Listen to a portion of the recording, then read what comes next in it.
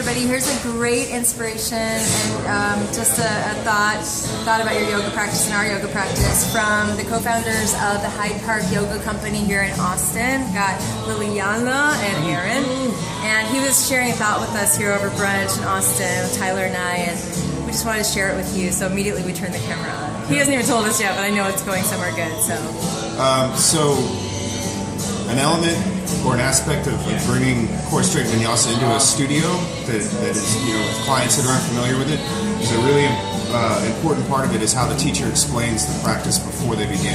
Sure. Because there are different breathing elements, and there's definitely a lot of, the big differences in the transition. And explaining this before the class, I found that this really intrigues the clients and gets them ready and excited to try something new.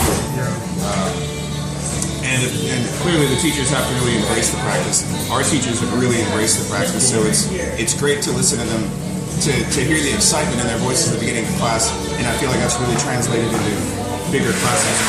Right, and really cool. What I've noticed too is that with newer students who don't maybe know or don't have an established practice or haven't been doing vinyasa previously, it's easier for them to pick it up because they don't already have this idea of what it's supposed to be. So I've noticed if I have a class of more seasoned practitioners, to let them know, like, hey, I want you to do it this way because of X, Y, and Z. And finding new ways to explain it so then I'm not giving the same spiel, every time for every class. So finding a new way to tie it in maybe to the theme. I've been talking a little bit about water elements lately too, so like letting it be a little more fluid and soft, but then people are, sweating and everything too, so you kind of trick them a little bit, but there are ways to let people know what you're doing and why you want them to do that, and then you'll be met with less resistance. Sure. Absolutely. I always say that too. I mean, the two major questions I get from when I go teach workshops, and you've heard it too, I'm sure, is, are beginners going to resonate with this? Like how do we teach this to beginners? Are they going to have trouble with it because it's wave-like motions? It's very different than the classical style only. And then how do I get my existing students on board without making them feel like I was totally incorrect in the way I was teaching and now I'm just switching everything? And exactly what you guys said is exactly what we tell them. You want to explain it beforehand. You always want to tell them why you're about to switch up their movement, why you're about to evolve their movement. For me, the big things are you're going to get more benefits during doing this style. It's transitional, so you can keep your existing poses. It's just how you get into them is anatomically optimized, and you get more results. It's focusing on letting them know that this is about the movement between the postures. The postures are the same. It's just how we move into them. How do we experience the transitions? All right, so the question, the results, are massively better when you do a practice from your inner body as well as the outer body. It's safer. It gives you more efficient metabolism, detoxification, stronger, flexible, all that stuff. Anti-aging, you'll look and feel better, and you feel empowered. You're lit up. You're life force. Can I add to that? Yeah, please. Not being a yoga teacher, there are some poses that were not accessible to me before that now have become very accessible. That's amazing. Great. Different muscle engagement, and there are poses that I don't fear, or transitions that I don't fear anymore because I know a different muscle engagement and it works for me. So now my practice has gotten wider. Cool. That's nice to hear. Yeah, and I mean, we're not all drinking the Kool-Aid, We've all done a lot of yoga, and we're just coming to it in a new way that's working really well for not only us but our students. So that, and plus, like Tyler said, beginners are the best people to teach this to because they don't have a pre-existing muscle memory of the old linear style. And then they learn it right the first time. And then it's not like, okay, I'm in this shape, how do I fix it? You just get there the right way. Exactly. Yeah. And then they can't practice anywhere else but your studio. There you go.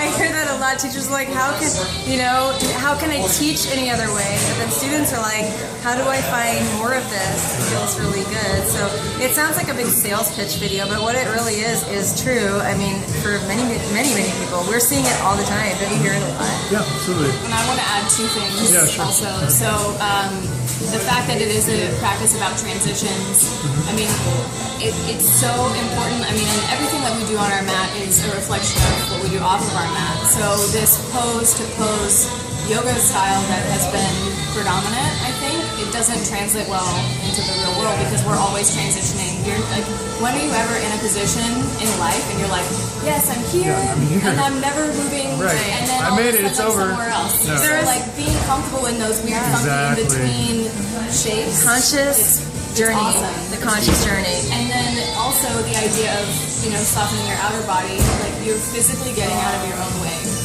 so that you can.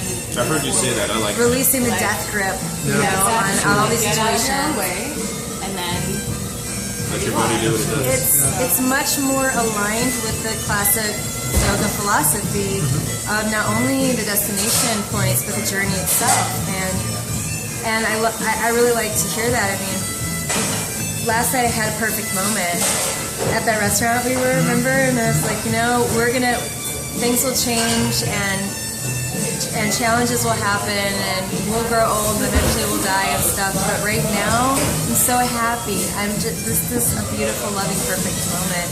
And knowing how to handle it when it is like that, because that's intense, and how to handle it when it's not like that. This is the practice of core strength, flow, vinyasa, yoga. And tuning into this moment, even in the weirdest situations where it isn't that picture perfect moment, but you're like, this is a strange but perfect moment in and of itself, just because of where it is right now. Where do I find my alignment here? Where do I find my alignment here? Where do I find my inner strength here? And that's the approach. So we didn't even know they were going to say this. I hope they were going to say this, but I didn't know. So it's good to hear. And we've all been practicing wildly different. We've all practiced lots of different types of yoga, and there's a reason that we're all coming to this style right now. So many people are resonating with it. So I don't know, check it out. You guys, if you're watching this, you probably know Tyler and I already, but go check out their studio, Hyde Park Yoga Company, and help support people who are evolving the yoga practice in such a powerful way. Beautiful. Thanks for talking to us. Thank you. Thanks, guys. Yeah, see you later. Peace.